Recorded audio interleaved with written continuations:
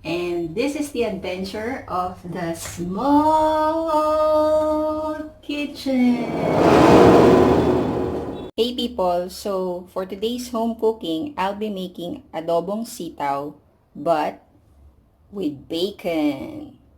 For our ingredients, we'll be using some string beans, 5 to 6 cloves of garlic, 1 onion, bacon strips, cooking oil, soy sauce, vinegar, water, and salt and pepper to taste. Come on, let's cook. We cut our onions thinly, so we slice it.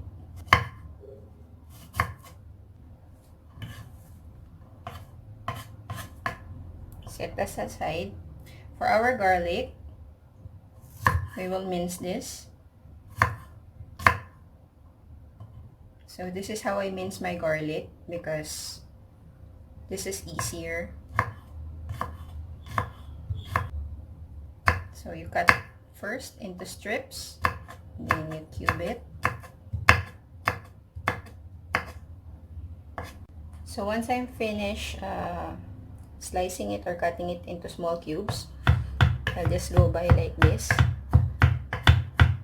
mince it more. So for our string beans, we remove the end part of each string, and then you just cut it like that. See? And just do the same with the rest. Remove the ends, and then I have my 4 fingers, and then cut it like that.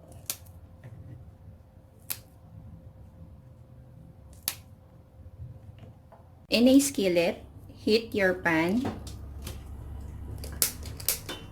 your oil, 1 to 2 tablespoons. When your pan is ready, we will now saute our onions.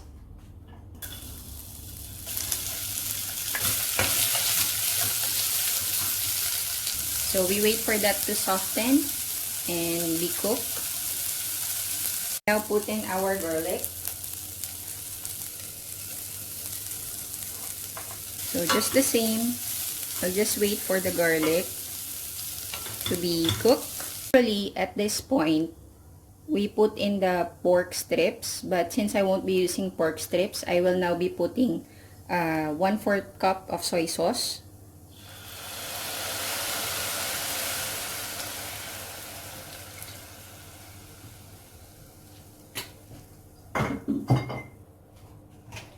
And then water.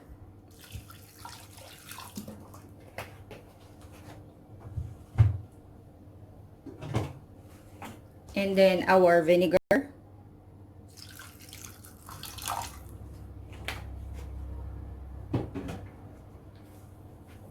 So don't mix that and just let it boil.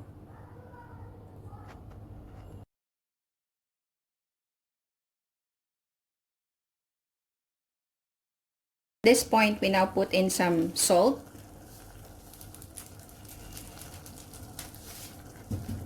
And pepper for taste. Turn your fire into lower heat and we stir this occasionally until it is cooked or tender and crisp. You can add a little bit of sugar if you taste the sauce that it's still sour or salty to balance the taste.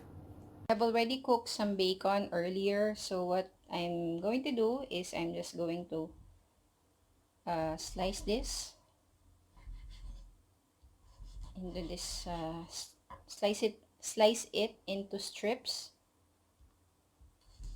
smaller ones, so we can top this in our adobong sitaw.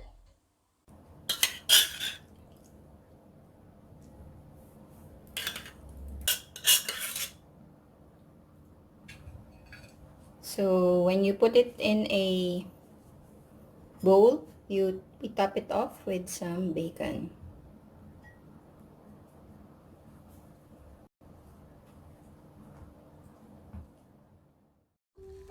Do you want to know what's simple but tastier? B-roll.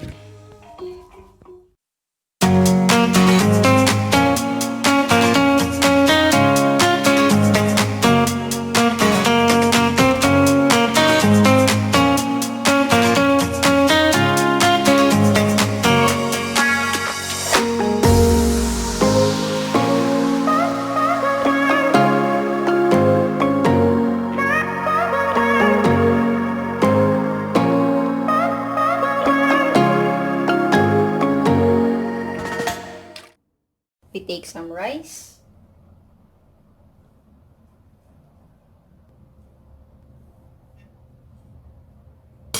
Leftover bacon.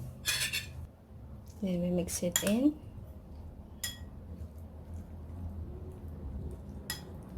Get a portion of the beans.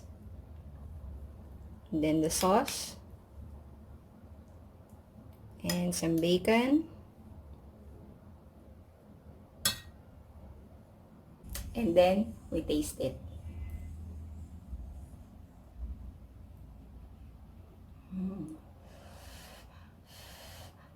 We blew it. The rice is hot.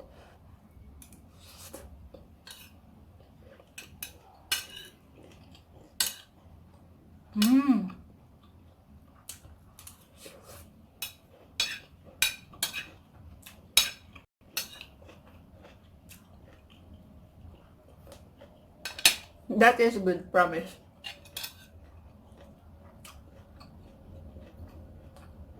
The crisp and tenderness of the beans, and then the crunchiness and saltiness of the bacon.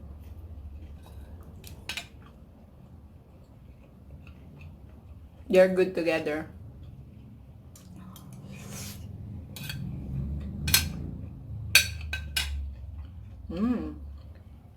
So thank you so much guys for another cooking in my small kitchen. See you all in another one. Let's finish this.